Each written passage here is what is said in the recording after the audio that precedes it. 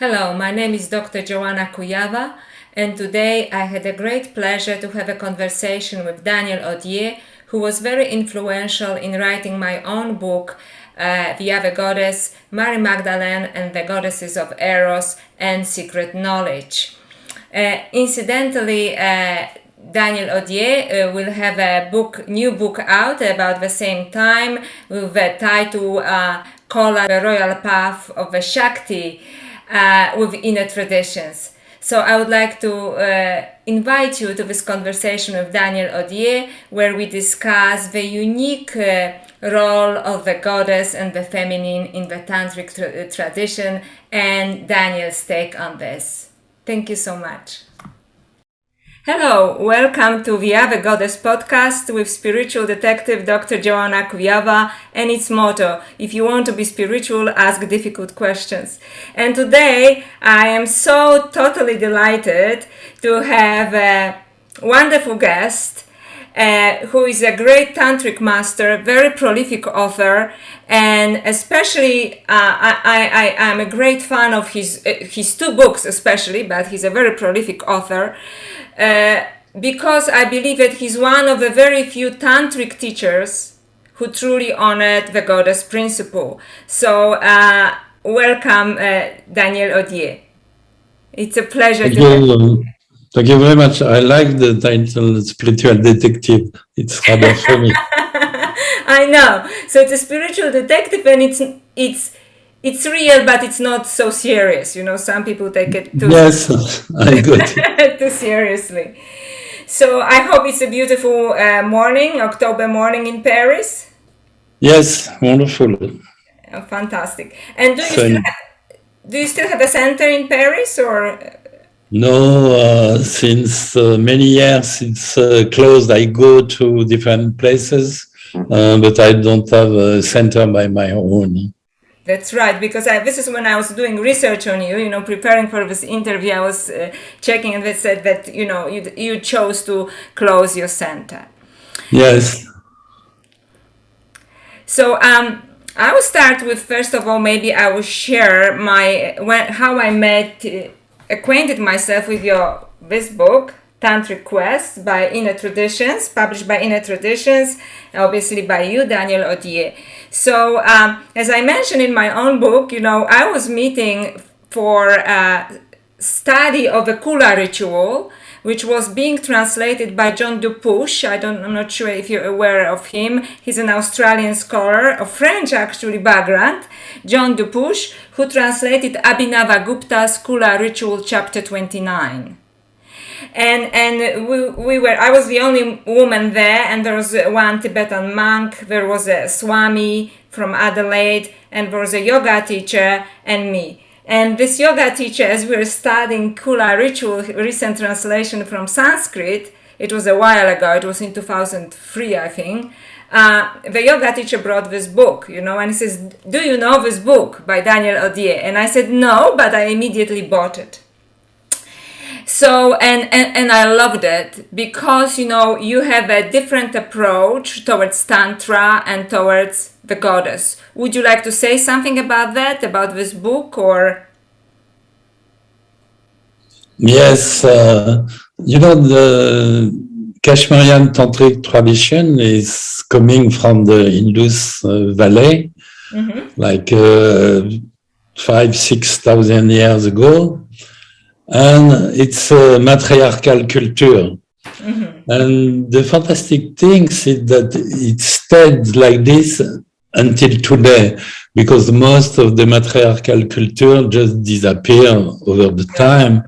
But the Tantric tradition was kept by the yogini who have a very, very strong impact, a very fascinating and direct way to transmit the teaching.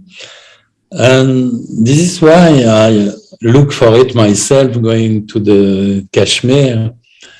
And when I was 30, and finally I met Lalita Devi, a great yogini from Kashmir. But her way of teaching was very abrupt, very intense, full of love, and full of a kind of what we would call violence, but it was not violence. It was just to destroy all the fake human being in front of her. And this is what every good spiritual teacher does to us, right? He shows us all our nonsense, right? All our BS, right? And we have to deal with this because it's just in front of us. That was my experience with my spiritual teacher as well. So because you actually answered my first question, which was, did you look for the teachings, goddess-related teachings in Tantra before you met Lalita, before you met Devi? But you said you already were looking for it, and that's why you've met her, right? Yes, but before I was for 7 years with Kalu Rinpoche, a great Tibetan master, and what was interesting is part of the Shangpa lineage, which is the only Tibetan lineage related to two yogini, Niguma and Sukhasiddhi. All the other school are male directed, but Kalu, the start of this school, which is not very famous in Tibet, is from two yoginis. So I already was in the good track in a way.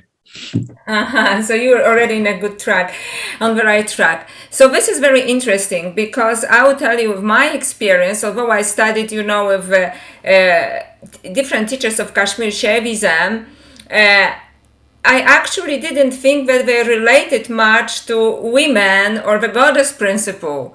And I really didn't, although they spoke very vaguely about Shakti, you were the first one that actually truly honored it and spoke about this lineage.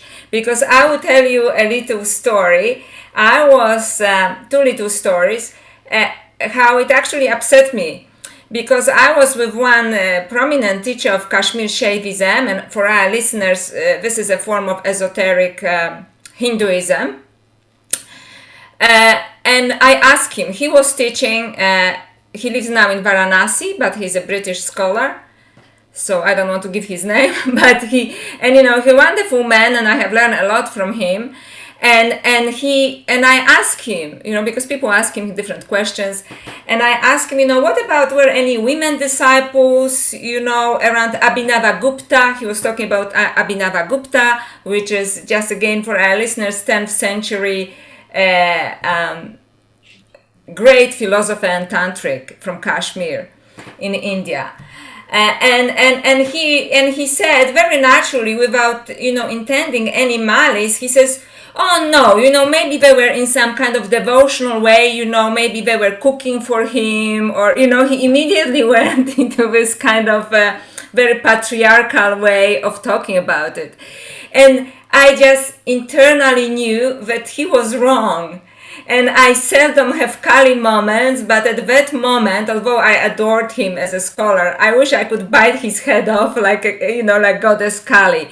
And not that I had any evidence for this, but I knew that what was there, it was just his own judgment about Yes. Yeah? Because there are many evidence that there were a lot of remarkable women and yogini around Abhinavagupta.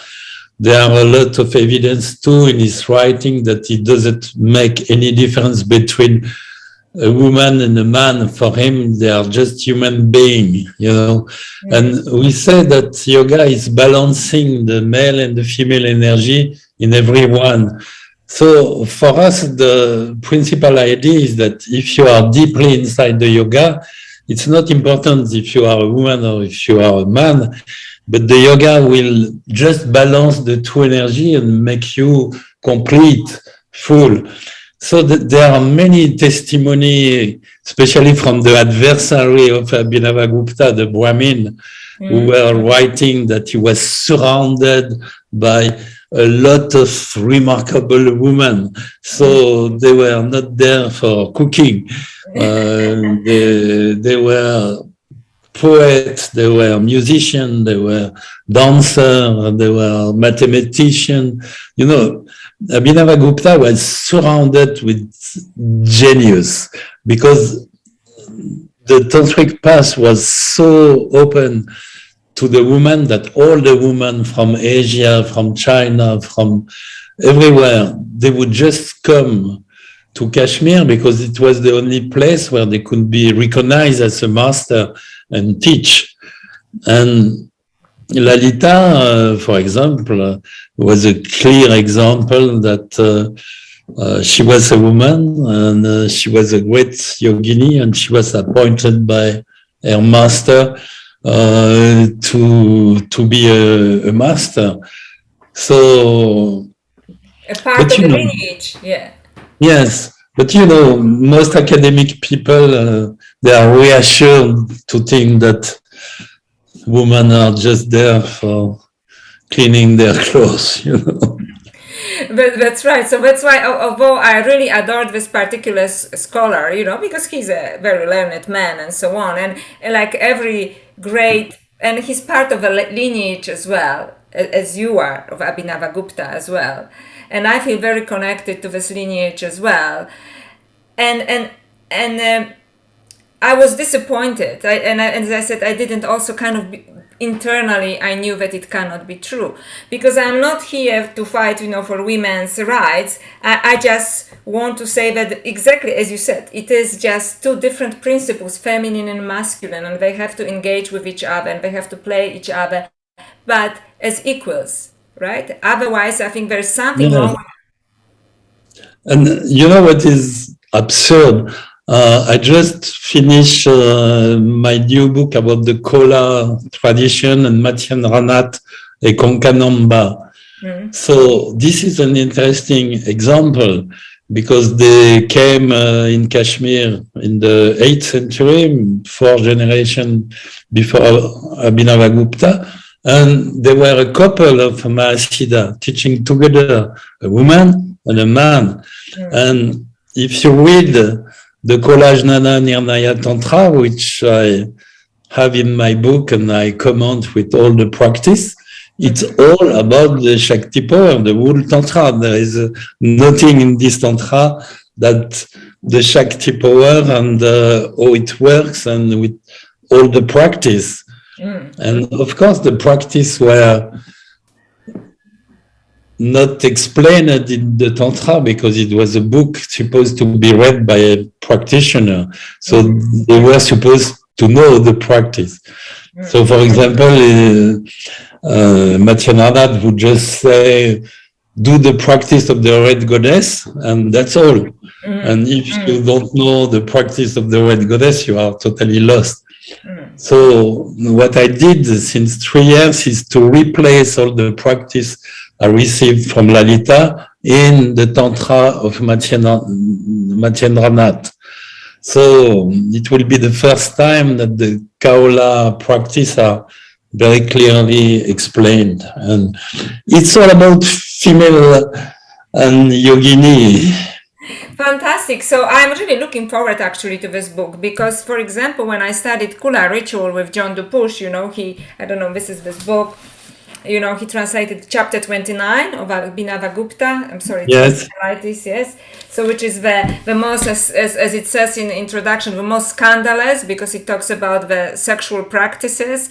However, as we are reading this, and there are some beautiful passages, that you have to honor a woman as a Shakti and the man, the hero, as a Shiva, so it's very equal, right? And it's very, and eros or sexuality, is used for spiritual purposes, but in the most beautiful way. And there is a worship, also a prayer that man does to the woman and vice versa, woman to the man, and so on. So it's very beautiful. However, as we are reading from this text, it felt so coded.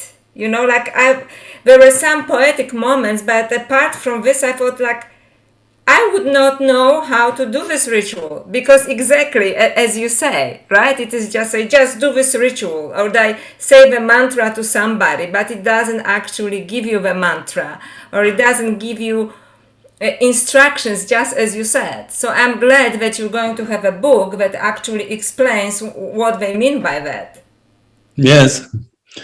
because the sexual ritual is it requires so many things at the same time that it's nearly a dream and it's nearly impossible unless it's done in a very direct way, as Lalita did it with me. But to do the ritual, it's something nearly impossible for a Westerner or even for an Indian. And because for Abhinavagupta, the sexuality was really important, but it was coming at the end of the sadhana. Means you have to meditate for maybe 10 or 15 years and do all the practice. And maybe then, if you are able to enter in samadhi like this, yes, you will get the ritual, but it was not even sure.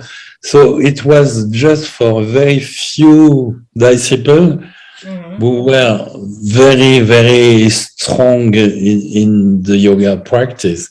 It was not for everybody, as many people think. yes. So okay, so would you like to describe for our viewers, the ritual, the build up to the ritual with Lalita, for you? So the ritual could be rather simple, ending with an explosion of the Kundalini, or it could be very ritual. The very ritual part we already talked about is nearly impossible to think about. The direct path, as I received from Lalita, came after a very long time of training, of destruction of the fake or the manipulative human being. And it was such an intense training, like 20 hours a day. You could hardly sleep. You never knew when you will start again. It could be 2 in the morning, it could be 3, it could be 4. Then maybe she would go on for 18 hours, nearly without stop.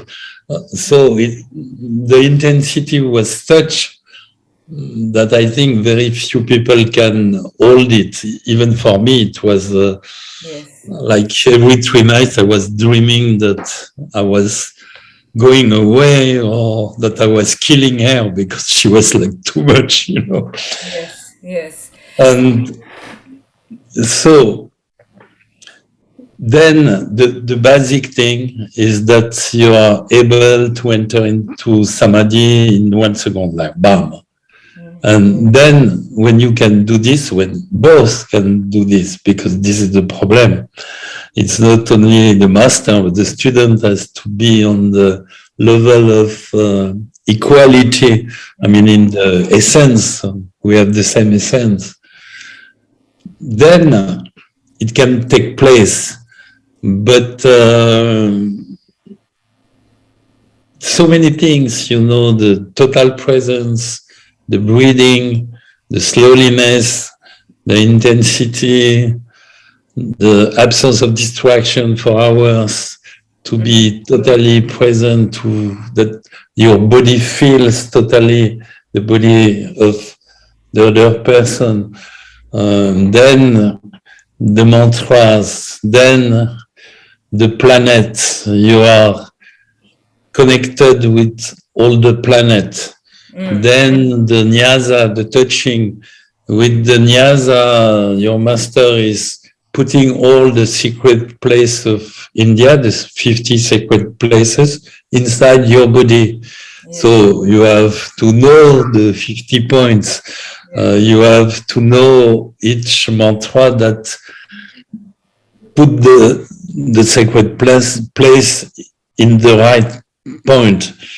And then you are one with the cosmos. So it's a slow process, very intense, where you can not miss a step. It's not enough to call the other Shiva or Shakti, put some flowers and fuck. you know. But that's true. This is sometimes a problem with what they call it modern tantra or neo-tantra, when people want to use it just for sexual means. However, there are lots of people when I did studies, and I think like it also happened to me, they have a spontaneous experience of that. So for example, they have I went through a formal initiation, which was, by torch, Shakti path, just torch on the forehead. When I had the experience of Kundalini movement and felt myself being out of space and time, what you described right at the moment. And once I had also Kundalini movement, which was really beautiful, and also the man felt it, which happened spontaneously right after I came back from the study of Abhinavagupta. So I didn't do any rituals. I was just, studying the rituals very intensely with a group of people, and then this experience happened to me. So it was completely spontaneous and something that I would never be able to repeat. It just happened, but spontaneously. It's almost like in Christian terminology, it was almost like a grace, but very obviously very sensual grace, but very beautiful movement and very rapid movement of Kundalini energy, which actually moved, eventually to my forehead. And then it was a very conscious energy. It wasn't just something sexual, but it was a very conscious, completely different energy. And at certain point, it's almost like I was making decision and then it moved in this direction and moved through my head. But it was a long time ago, and and then I knew that it's real. Do you know what I mean? It was like I knew that it's completely real, and it Yes. was and then I also knew that it's completely not up to me, that I don't have a ritual, I cannot repeat it. It was almost like a gift, that happened. I don't know why it happened, but it was a gift of Yes, sometimes life is giving us these moments even to people who never meditate for 1 hour. So, but the idea, of course, of the ritual is to make it totally part of your life. Yes. Yes. And Yes. No, it's never reproduced anyway because it's always new. So you never make twice the same experience. It's always something new.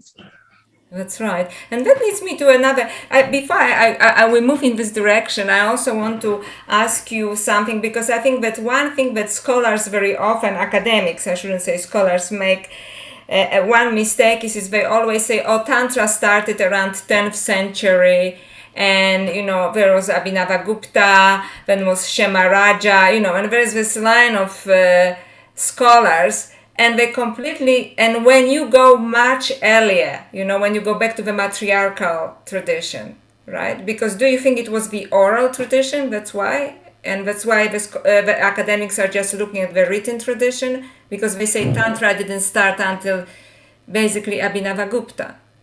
No, it starts much earlier. The problem is that even today we don't know the writing of the Indus Valley. We have the writings, but nobody know what is written on the plates. And of course, it was oral transmission. So there is a gap like between the end of Indus culture. There is a large gap where the yoginis started to continue to the transmission.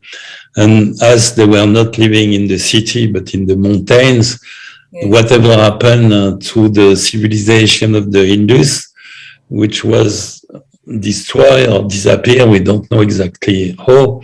It didn't touch the tradition because they were already out of the cities. And then from yogini to yogini, it was transmitted to Kashmir, and it started to re-emerge, I think, in the 1st century.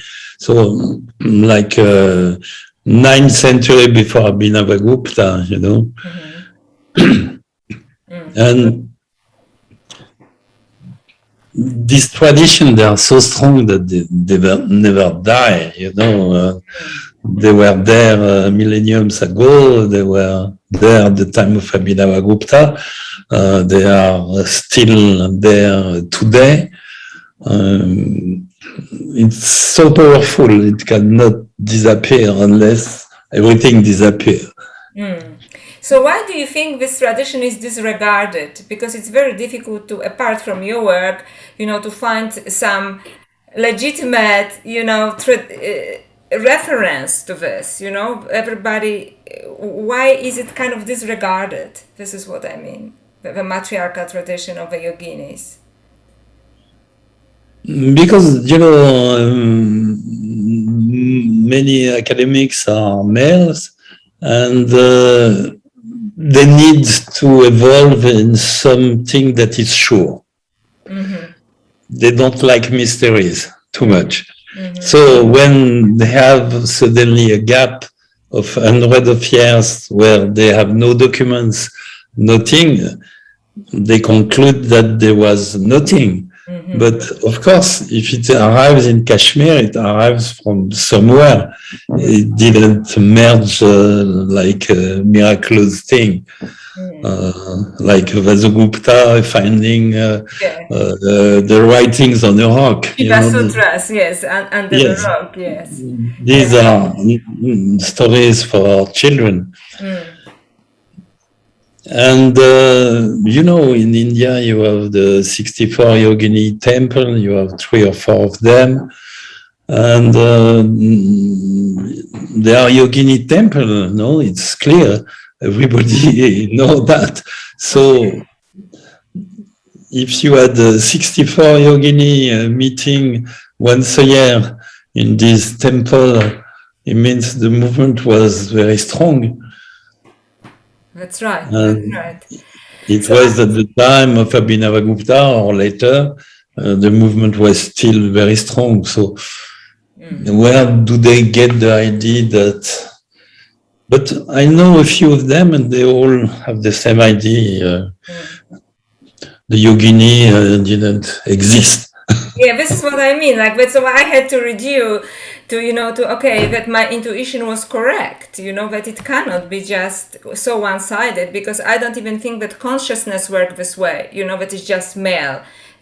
For consciousness, if everything is consciousness, then it's both feminine and masculine, and it has to be some interplay of this, right? It cannot be just, and I think that we really need it, especially nowadays, you know, this kind of joining of consciousness, masculine and feminine consciousness, because the dominance of masculine consciousness took us to not a very good place at the moment, right? Environmentally and spiritually. This is the less you can say.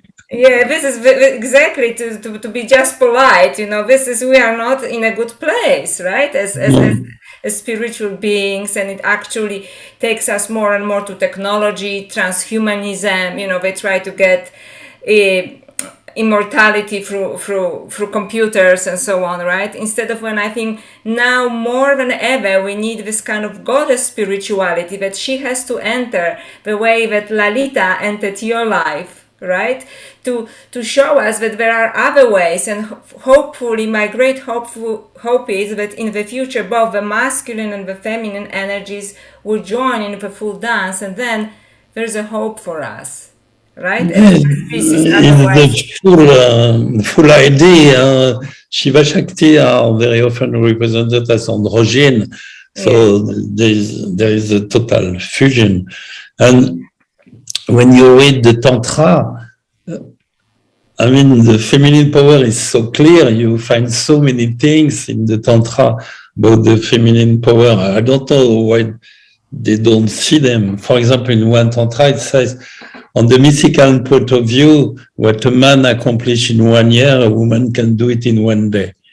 That's right. Actually, it reminds me, Lakshman Ju, he said something like that in, I don't know, did he get it from Vijna Bhairava or in his commentary to Vijna Bhairava? It says something like that, but because of her energy, a woman can accomplish something, if she focuses her energy even faster than a man. But I also believe it's not a competition. I just want us, to work together. And my initial impression, and this is what I was also writing in my book, looking at different traditions, I was thinking like there were these women in every tradition, in every culture, that were carriers of this other sort of knowledge, not the logical knowledge that, started with ancient Greeks and so on, which was very masculine, right? And it's a beautiful form of knowledge too. Look, I'm a trained academic too. But they carried a different knowledge, and this knowledge was somehow forgotten, suppressed, and it looks to me like people were actually afraid of it. Why do you think people were afraid of it? This knowledge, which was also somehow associated with the feminine and also often with feminine sexuality. Why such fear around it? Why did they have to suppress it? In all cultures. Yes, that's to suppress it because it's dangerous for them. A definition of the red goddess is that they are charming but dangerous. So it explains the situation. You cannot just take the charming side. You have to cope with the dangerous side too. This is what is so fantastic in the transmission of the yogini. And what is even more fantastic? When you receive the transmission from a yogini, she considers that it makes you a woman. So when you teach it, you teach it as a woman, even if you are a man, because you receive it from a woman. So it's transcending all this crazy notion of genre, all these subdivisions that are totally crazy. Gender, feminine, masculine, and as you say, not only that, but there are like 20 subgender, and you have to be defined where you are. I mean, it's totally craziness. So I love the idea. We have a wonderful mix of feminine and masculine if we are in harmony. Otherwise, we are just a woman or just a man. It's not enough. We have to be both. Yeah, and if you are just a woman and just a man, then there is no connection between us. We cannot have this interplay, right? Even in our consciousness, it's impossible to communicate. But I also like that you mentioned this idea of a red goddess, and Kali, because at the beginning, until I read your book, Tantric Kali, I had issues with Kali because, I saw these horrible representations of Kali, and in Varanasi, this horrible temples, by meaning like slaughtering animals, which I cannot deal with personally, and until I read your book, when you also explained that she's coming from Durga, and she's this fury of Durga during, and then she actually is transformed by love when she sees Shiva, right, lying hopeless on the battlefield. So that was a very beautiful thing. And then I noticed that, a similar thing is going on with Western culture, with Western scriptures. For example, Mary Magdalene is the red goddess in Christianity. And she's completely demonized as well. She's maybe not demonized, but she's always portrayed just as a prostitute, although we know it's not true. Because she was empowered, in her knowledge and in her eros as well. So... basically all religions are against women. It's very clear. All religion, there is not one to save another one. And the mystics, they are out. And in any tradition, there is a union of feminine and masculine for the mystics, because if you want to be one with the totality, you cannot be just a part of totality. You have to be both, no? Or everything. That's right. That's right. So it helps me actually to embrace my own feminine side, because I was always living on the academic side, So and although I embraced my femininity, it was much more unconscious, It was like I was not aware.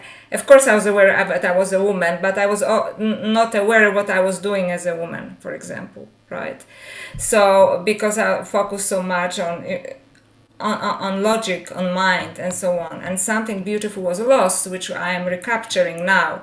So even when you're a woman, you have to learn how to be consciously a woman, right? Because our society doesn't really teach us. Apart from one archetype, which is archetype of the mother, but the way it is very often portrayed, it is also this kind of caring character. It doesn't have the fierceness of Kali, right? Because Kali can devour you, Yes. You have to deal with your own shit with Kali, right? She would tell you, Yes.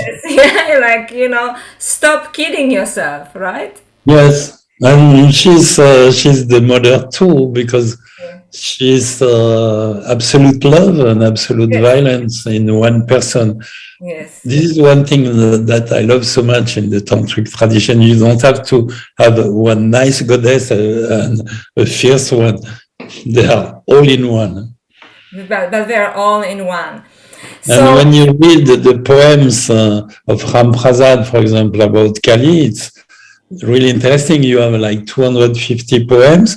Half of the poems speak about the tenderness, the sweetness, the modern quality of Kali, and the other about their fierce determination, the way she cuts your head, your mind, and so on. So it's very clear you have both aspects. both aspects, that's right.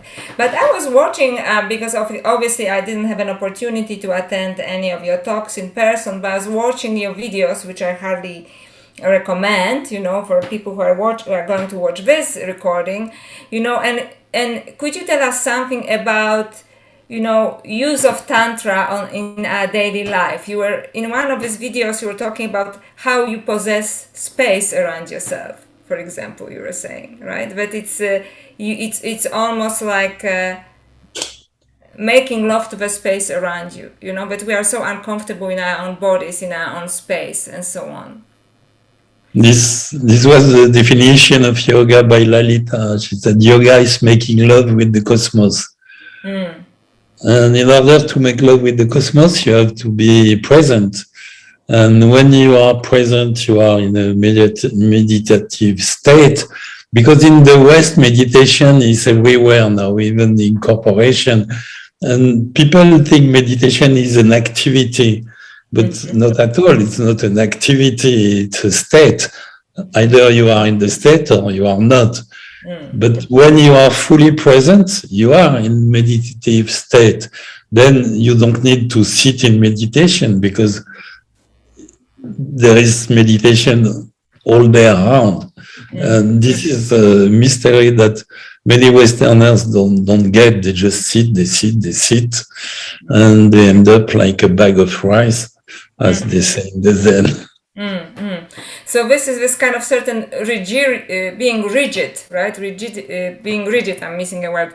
Being rigid when you meditate. It's also almost like you have to be very ascetic, and, Yes. and I think that perhaps it comes from the fact that our lives are so busy and we are living such a mad rhythm that I think at the beginning people need this kind of separation from the madness, before they can re-enter. I think the most difficult part is because it's all right. First you learn how to meditate and this is your personal space. It's like being away from the madness, from the conditioning, from the mechanical part of life.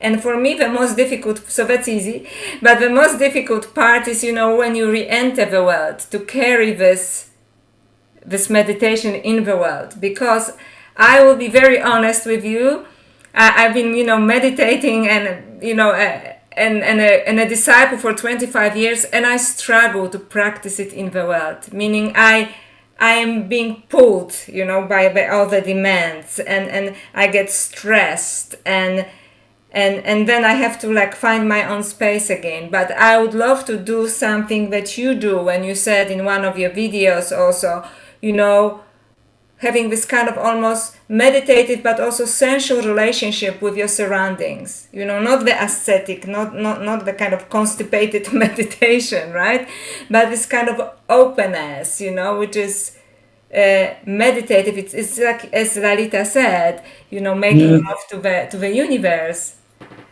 This is why we meditate with open eyes, to make it clear that the whole cosmos is inside us, or that we are the whole cosmos. When you close the eyes, you retire into your form, into your body, which is easier at the beginning. But then when you meditate with straight eyes, it's clear that there is no difference between what is outside and what is inside. It's all one. And the major problem is the doing. We as Westerners have the idea that we have to do things. You cannot do meditation, you cannot do yoga. As long as there is a doer, it's not yoga, it's not meditation, it's just separation. So if you get that, things are getting very clear, and you can be in the state without sitting, just because you are breathing, you are there, all your senses are active, and you receive the beauty of the cosmos.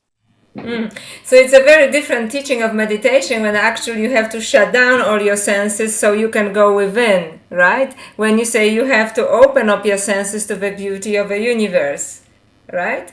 Because very often, like regular meditators tell you, you have to go within. But do you think that first maybe you have to go within, so then you can actually have a different relationship with what is outside of you? Because for yes, of course, too, it depends of the method, but you know, we are specialized in the Tantric tradition to do everything reverse. That's true, yeah. That's why I love it too, yes? So, yes. So doing the verse, because I love it too, because it helps you to engage with the world in a loving way. But in some ways, what I'm saying, it maybe requires more mastery, right? And more focus. So how do you stay present then? Because you say the most important thing is to stay present. It comes from the breathing. When the breathing is deep, constant, slow, the whole being is opening to everything. Then your muscles are relaxed, you are totally there, and you are totally functioning. It induces the mental silence, which doesn't mean that you don't think, just mean that you don't repeat the thinking. This is the difference, you know. The silence doesn't mean there is nothing, it just means no mental repetition. You never say to yourself the same thing twice, or 20 times, or 50 times, as we usually do. And this is the huge difference, because when the mental is quiet, then it opens the whole being to the communication with everything. Yes. But also you said, and this is something that perhaps will help me and maybe other people as well, that when in your epilogue to Tantric Quest, you say, you know, how when you left, right, Lalita, and then you started to teach at different universities, and I think in California, I'm not sure, different universities, and then you realize that actually it created separation for you, right, between what you have learned, you know, between this very loving sensual relationship with the universe or cosmos, with this intellectual activity when you are just, not just, because it's also a great achievement, translating texts, right? Yes, because at the university you are just supposed to get food for the brain. Of course, no experience, nothing. And so it may be interesting for a while, but it's a little dry. Especially in our past, where the experience is so powerful and fantastic. So it's something you can do for 1 or 2 years, and then you say, okay, let's do it totally, really.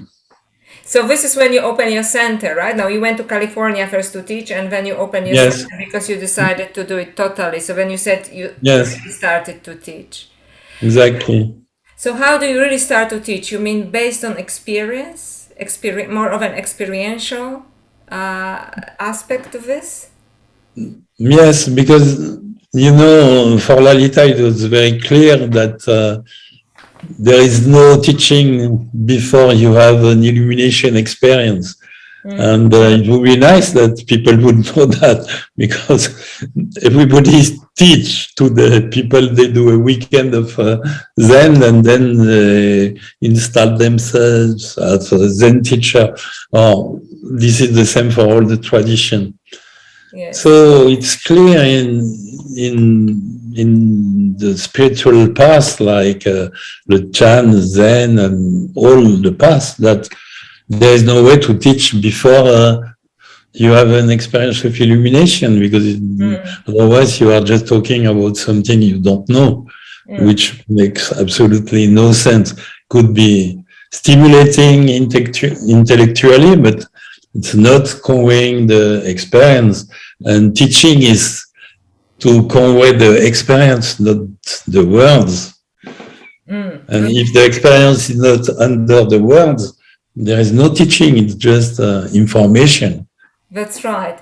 That's right. So this brings me to actually the beginning of our conversation. I just don't want to lose it, because I think I was listening to what you were saying, that that's the reason perhaps the academics didn't understand or deny the yogini tradition, or the what you call matriarchal tradition of Tantra, simply because they were participating in different form of consciousness, this logical consciousness, when they didn't have any experience basically of it. Yes, right? But So, fortunately, since 20 or 30 years, there are academics who understood that if they don't have the direct experience with the master, what they write will be partially wrong, even if very rich.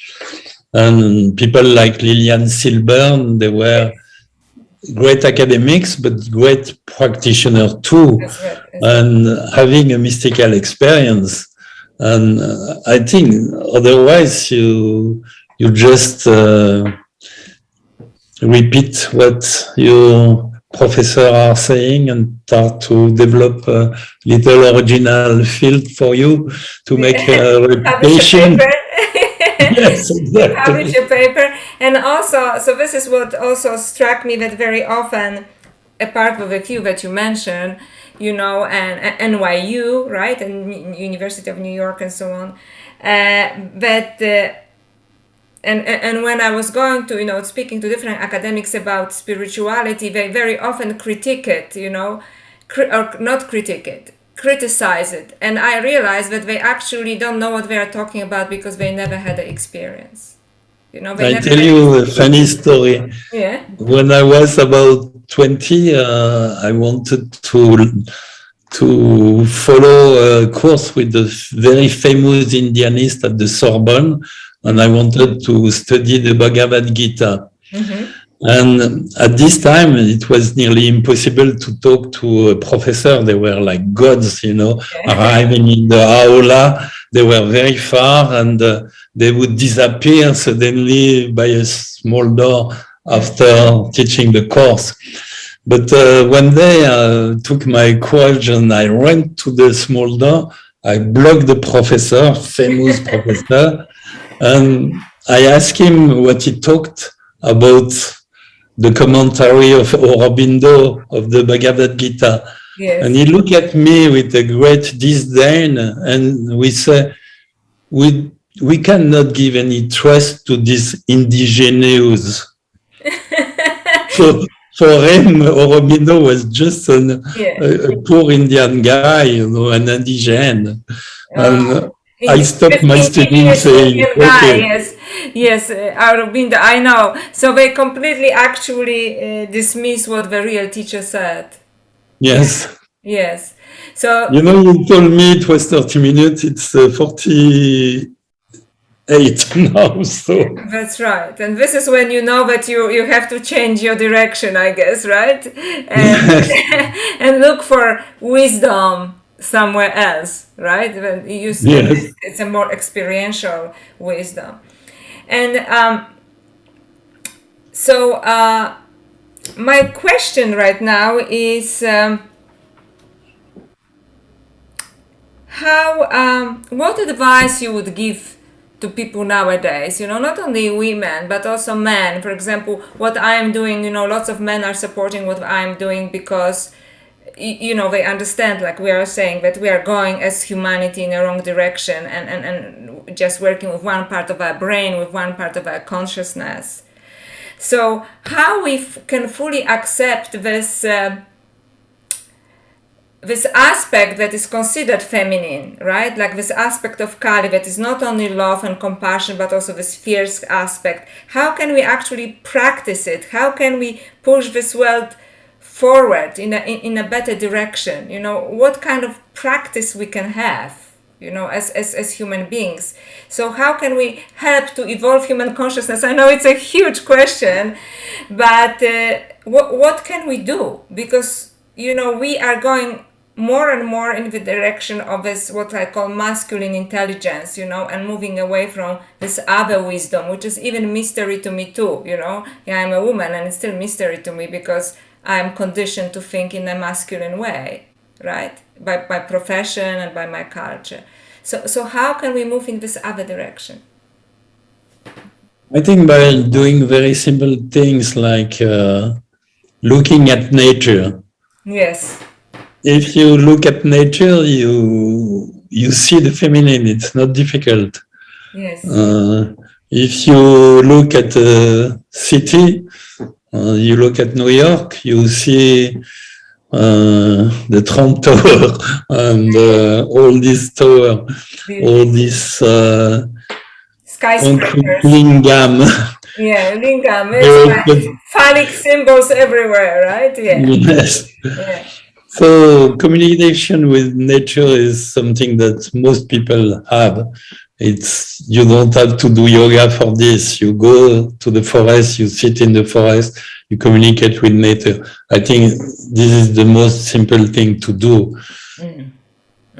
That's right. So that's partially my practice because I'm lucky enough to live in a place where there are lots of trees, and this is when, because I have a very busy mind, this is when I actually am truly present. When I look at the trees, when I look at the butterflies, when I look at nature, and it seems very natural. And this is almost one few moments when I'm effortlessly present, right? So I don't have to think Yes. more. So when I'm effortlessly present, yes.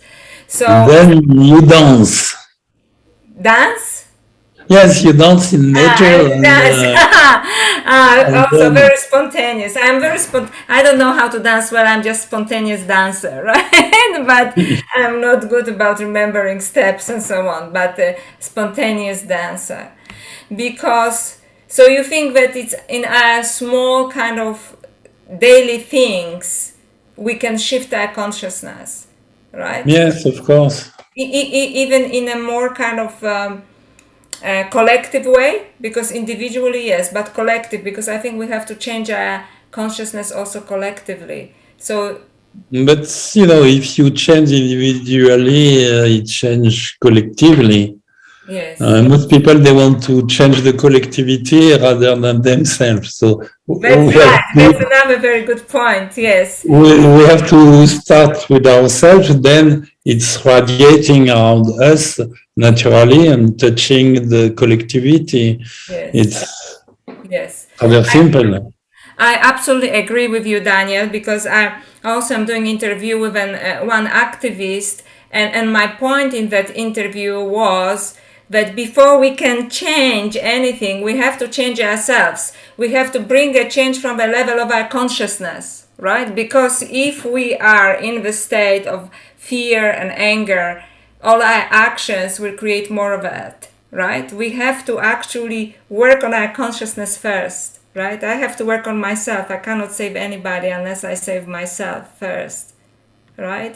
Is Yes. that and it's sometimes difficult, because you want to make this place a better, the world a better place, but we all have to start with ourselves, right? Yes, but you can do both. You can try to save the planet and save yourself at the same time, Yeah, no, that's true. Because I'm really touched by what's going on with the natural world, and I'm really distraught and, depressed about it actually, So I'm thinking about ways, I'm trying to support some activism, but also thinking we have to do it from a different level of consciousness so we don't repeat the same mistakes. Yes, Any if final possible. if it was only that simple. So Daniel, do you have any final words for us, words of wisdom or just anything? No, just be one with the cosmos and you will be happy. Be one with the cosmos and you will be happy, and Yes. you help the world, right? And you will help the Yes. world. And, Yes.